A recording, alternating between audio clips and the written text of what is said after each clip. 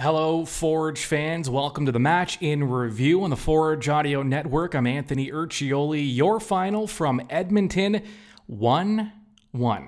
Forge FC and FC Edmonton playing to a 1-1 draw on Sunday. Forge missing out on an opportunity to clinch a playoff spot, not getting those 3 points, just the one.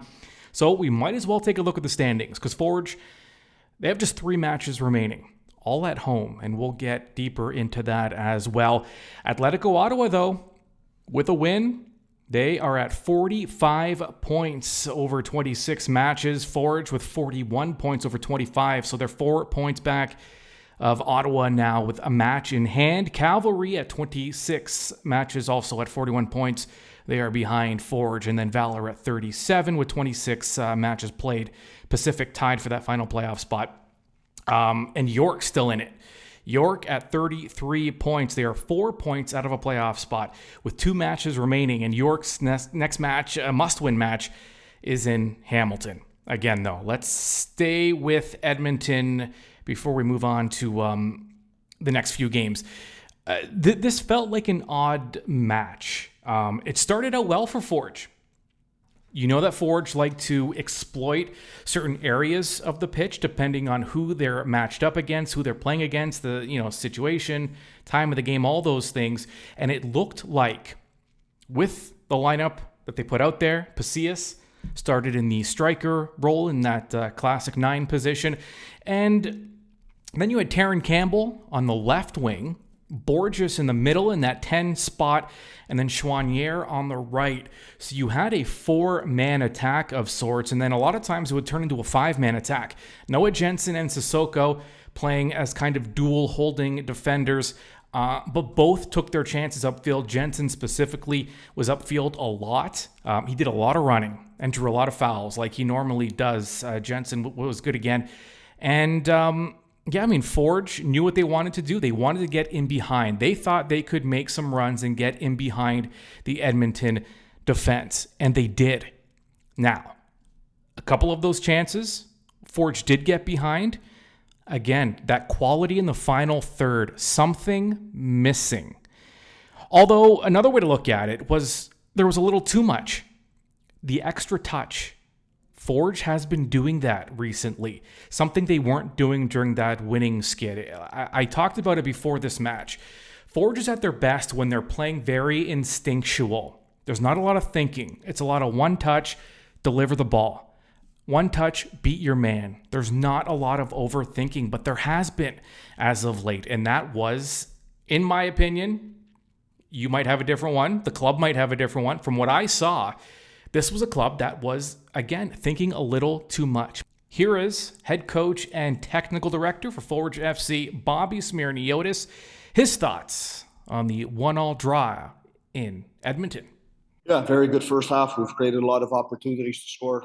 Unfortunately, we haven't taken advantage of them. And, you got to be able to do that in these games. That fundamentally usually changes the way things go. We wanted an earlier goal in the first half. We've created those opportunities. A little bit unlucky off the mark there. In the second half, I thought we needed to be better. We lacked a little bit of urgency in our play. We get a goal that comes from nothing. Sometimes that happens in a game when you've missed some other clear-cut opportunities, and then we just need to be better after that. 100%, it's 2 points lost. At this point in the season, 3 points are important for us, but we've left 2 points on the board. Now, Forge FC did open the scoring. Now, it was an own goal for on Edmonton, but Forge doing the work. And they created, it was an own goal, but it was a chance that was created because Forge was doing what they're good at. Moving the ball quickly, quick passes, quick runs, making the runs in behind, anticipating, and showing that cohesiveness, that chemistry that comes so naturally for them when things are on. Terran Campbell with the ball on his boot and goes off Lockery and in. So 60th minute, Forge got what they wanted. They got their opening goal. Things looking pretty good against the club that struggles to score in Edmonton. FC Edmonton, full credit. They played well in this one because they defended well. And not only were they good on the counter, they were dangerous at times. There were a couple of opportunities where Edmonton's lack of quality showed. Some unmarked headers, some players getting in behind the Forge defense. I think when Forge looks back at this, they're going to look at this and say they did not defend tightly enough. They did not defend the way they can.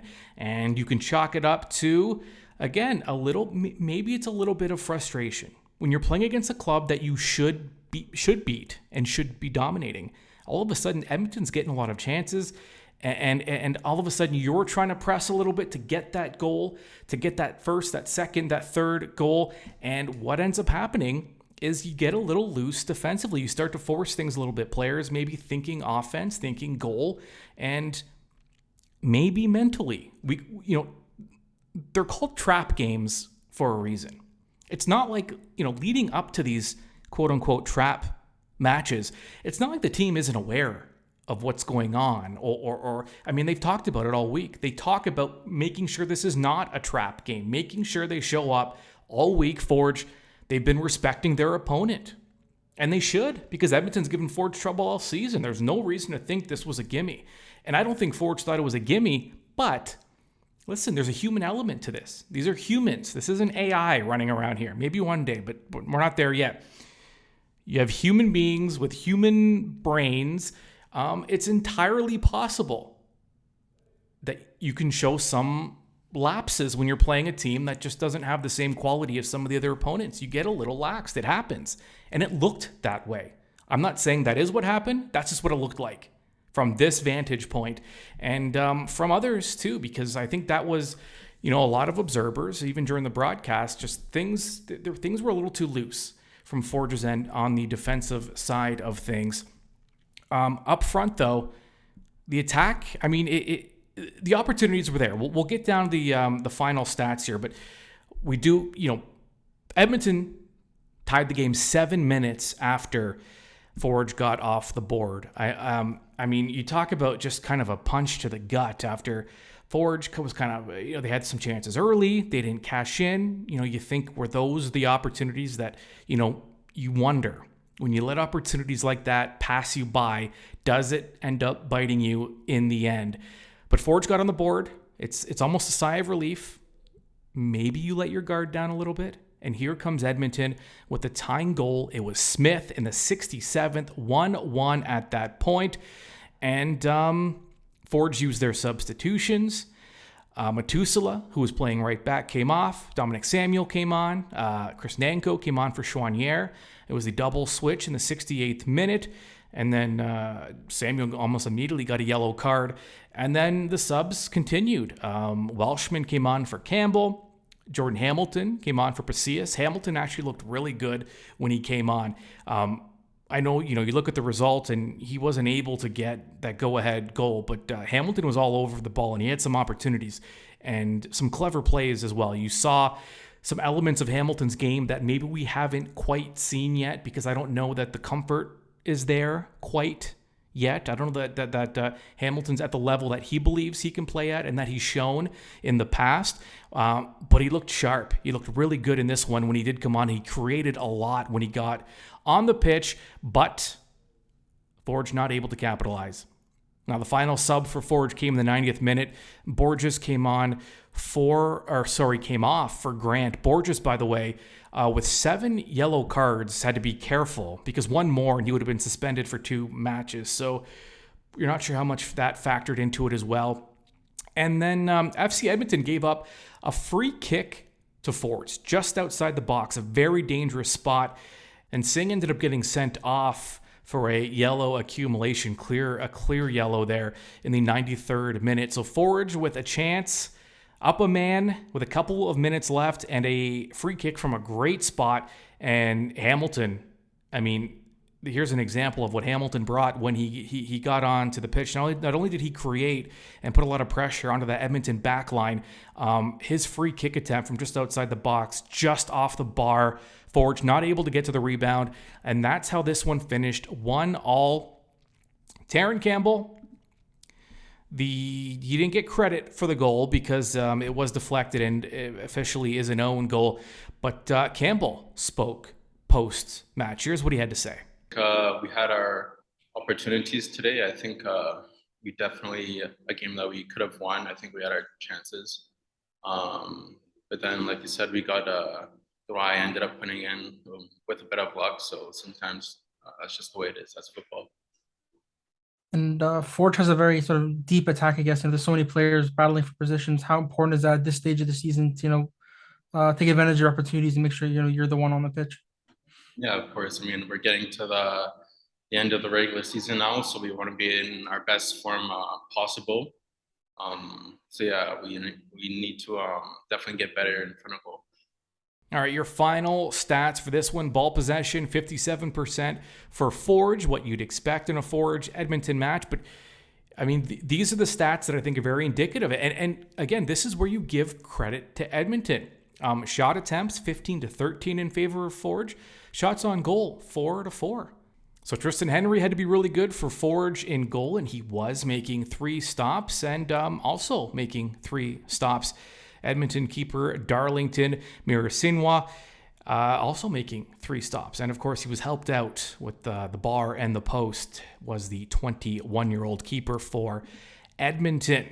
Now, Alan Koch, Edmonton coach, we've heard him all year. Edmonton they've been stuck on 3 wins now after 26 matches, and they are at the bottom of the table. But week after week, they put in an impressive effort, and they make it really difficult to rack up points against them despite their place in the standing. I know it's odd to say, but listen, they have 8 draws, and when they do lose, a lot of the time it's just some close matches where they give up that late goal and it ends up costing them. But in this one, Edmonton played really well, and Koch has done a great job as manager with Edmonton.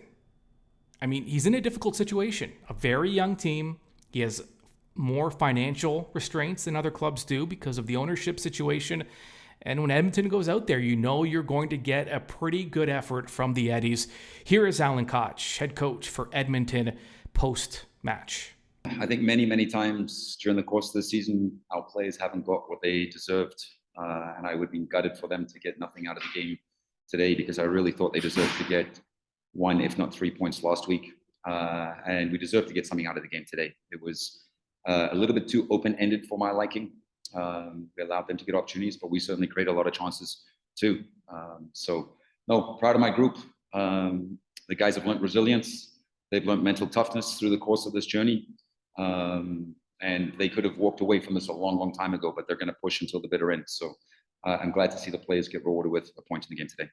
All right, full marks to Edmonton. Forge FC wanting more out of this one and perhaps feeling like they deserved a little more just based on those early opportunities they were not able to cash in. Those were chances that were going in earlier, let's say mid-season especially, and it just hasn't been that way for various reasons. The good news for Forge FC, depending how you look at it. Now, I might get some pushback on this one, but in my opinion, they have a favorable schedule down the stretch. Now, yes, they play 3 games in 9 matches. 3 matches in 9 days. Not necessarily ideal. And these are not easy opponents by any stretch. You have York United, who needs to win to stay in playoff contention. And they've been the hottest team and most informed club in the CPL as of late. So it's going to be a tough one. But your Forge, remember who you are. You're at home. You need to be confident that you can pick up 3 points regardless of how well York has played. And York beat you 3-1 at home. Feel embarrassed about that. Feel like you want a little bit of revenge and you want to make a statement against your 905 rivals. So after that October 1st match against York, that, by the way, is a Saturday contest at Tim Hortons Field. Kickoff is at 5 o'clock. Then, 4 days later, another home match. All 3 of these final matches are at home here, so no more road trips for the regular season. So Forge back at home on October 5th, midweek match on a Wednesday against Pacific FC. That's a 7 o'clock match, and that is also the Spark Summit that night aiming to connect professional women in sports, business, and inspire conversations around fostering gender equity in sports, also shining a light on those who are leading the way across all sectors of sports business. Jacqueline Dory, host and producer at CBC Sports, will host a panel that includes Deidre Dion, Olympic medalist and sports media executive, Andy Petrillo, sports broadcaster, which Forge fans should know well with One Soccer, and Taylor McIntyre, who football fans in Hamilton will know as football coach with McMaster University. $10 from every ticket will be donated to the Boys and Girls Club of Hamilton and Halton. There will also be networking opportunities before and during the match so when you get your ticket, you're also getting a ticket to the match, which will also be kind of a networking event for those in attendance for the Spark Summit, because it is also the Women in Sports match between Forge and Pacific. That is Wednesday night. Go to forgefc.ca for more information and to get your tickets. So Forge play on the October 1st, October 5th. That one's against Pacific. Pacific, of course, also chasing down a playoff spot. They're tied for the final playoff spot with a match in hand with Valor. So it's a big one for Pacific. It's a win and they're in type situation. So Pacific's going to be hungry. So Pacific will be tough. But again, you're Forge, you're at home, you're the better club. It's a favorable spot for Forge FC. 2 of them against York, Pacific. I know how hungry their opponents are, but listen, that's the deal. We're at that part of the season. These are the teams you want to play. These are the games you want to play. You don't, with all due respect to Edmonton, you don't want your final 3 matches to be against, a club like Edmonton or Halifax. These are the tests you want going into the postseason. So it's favorable. It just is. And then Forge not done there. Their final match of the season will be against Halifax. Which again should be, that needs to be 3 points, and that one's a weekend match. And that's a 1:00 match. So Forge with span of 9 days, 3 matches. So not only are some of those matchups favorable, and for sure the favorable aspect of being at home at Tim Hortons Field, but on top of that, Forge really responds to having multiple games during the week and more games within close proximity of each. Forge does well with these games on short rest. They're so used to it. They get into a flow. There seems to be a rhythm in their game when they're playing more often. So this might be the setup here for a perfect situation for Forge FC heading into the postseason. You have York, needs to win. You play Pacific, they need to win. And you play Halifax, who will be playing for nothing, but they'll be loose, and it's your final match of the season. It's a challenge, but it's the perfect challenge in just the right amount of condensed amount of days to get Forge tuned up for the postseason. And if they can finish in that top spot, of course, if unless Edmonton wins out the rest of their schedule, Forge still has an opportunity. So it's all in front of them, and it's all at home. Good news for Forge, and good news for you fans as well, because you get to see these matches in person live. Your final again from Edmonton, 1-1 Forge and the Eddies playing to a draw. Next action is on Saturday against York at 5:00. Tickets on sale now at forgefc.ca. I'm Anthony Urciuoli. This has been the Match in Review. Subscribe to the Forge Audio Network wherever you get your podcasts, and also on YouTube for the latest Forge content, because plenty will be coming out this week as we tune up for the postseason. We'll talk to you very soon.